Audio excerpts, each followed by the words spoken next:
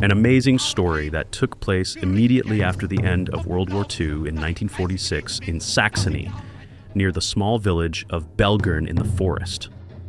As you know, after the war, many German territories were transferred to the Soviet Union. Many German citizens left these lands and moved to the western part of Germany.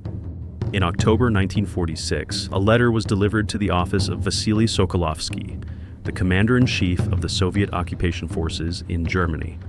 The text was classified as top secret.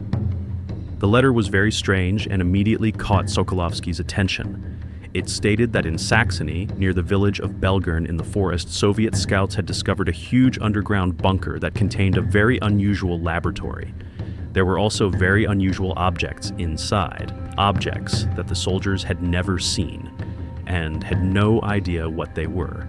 They requested that scientists be sent to investigate. Sokolovsky immediately called Moscow and reported this to Lavrenti Pavlovich Beria. He read the letter to him and asked that scientists be sent from Moscow to investigate what the Soviet scouts had found in the bunker. Beria immediately called the Soviet Center for Science and Physics and requested that scientists be sent there. He immediately recognized that this was an unusual matter. Prior to this, Soviet authorities had repeatedly found unidentified objects, including in Antarctica and many other places. Beria quickly guessed that this was something enigmatic. On October 20th, 1946, a group of scientists arrived for a meeting in Moscow. High-ranking KGB generals were also present at the meeting. One of the scientists was Lev Landau, a very famous Soviet theoretical physicist, the founder of a scientific school and an academician of the USSR. He was appointed the head of this scientific team.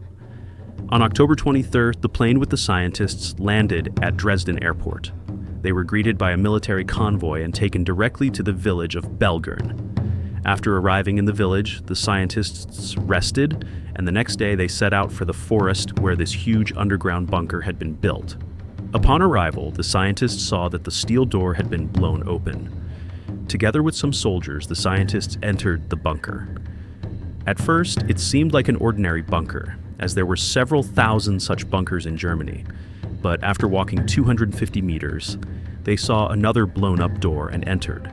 Inside, there was a large room with metal tables lined up, and on the tables lay strange objects. Landau immediately realized that this was something unusual. On the tables were strange artifacts, some metallic and others stone. There were also strange devices that Landau had never seen before. All the scientists with him were shocked by what they saw. Some of the devices were working and making a faint noise. One of the devices with a screen displayed a map of the United States and the Soviet Union, as well as a location that did not appear on regular maps. The United States had certain states marked: Arizona, Nevada, Alabama, Colorado, and California. But why and for what reason these states were highlighted, Landau could not understand. The scientists immediately realized that this was not the work of ordinary humans. They began to search for files and found documents from Unexplained, the secret Nazi German organization. Many of the scientists knew German and began reading these documents. To save time, I'll tell you where these objects and devices were found.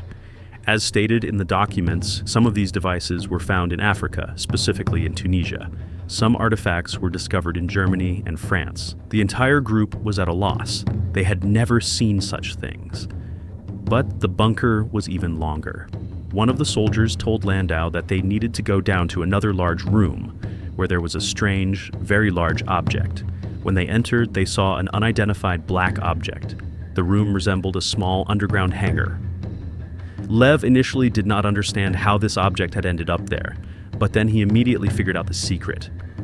The object had been lowered into the ground first, and then a hangar was built over it, creating an underground hangar. It was apparent that experiments had been conducted on this object. This underground hangar also contained strange artifacts. I will immediately tell you that there were no hairless gray beings with large eyes and a height of 1.5 meters, because the documents I have do not mention such beings. I consider that to be fiction. Of course, there were discoveries of strange skeletons and skulls, as well as giant human bones, but to say that they were extraterrestrial would be incorrect. We simply use the term extraterrestrial. I only use images of these beings for my thumbnails to make the videos more interesting to watch. So once again, I emphasize, nowhere in the documents I have is there any mention of such beings, and I have no reason to believe that such beings exist.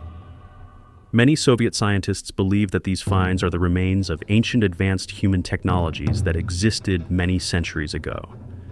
There is also a hypothesis that all of this comes from other dimensions.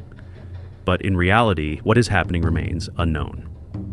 These technologies are thousands of years ahead of us. Now, back to the topic. One very strange find was an object resembling a weapon with a large body and thick cables. You can see this object on the screen now. What happened next with this object or weapon, I do not know, and unfortunately it is not written anywhere. Landau ordered the soldiers to destroy the concrete part, remove the top, and extract this unidentified flying object from the underground hangar. The next day, 15 soldiers with equipment arrived at the site and began their work. They removed the top part of the bunker concrete and, using equipment, extracted this object. What happened to this mysterious object afterward, I do not know. Where it was transported and how, this is unknown to me. Landau and his team collected all the artifacts and went back to the village. There, the KGB was already waiting for them.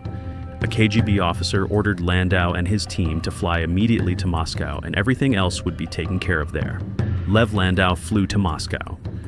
There, he signed papers regarding non-disclosure of the secret, and then he was released. But very strange things began to happen 4 months later. Some members of the group were diagnosed with cancer, throat cancer, lung cancer. Landau also mentioned that he had been suffering from headaches for about a year, and 2 of the scientists who were with him disappeared without a trace in 1947. I think the Soviet authorities simply, well, you understand. What experiments were conducted on these objects afterward? I don't know.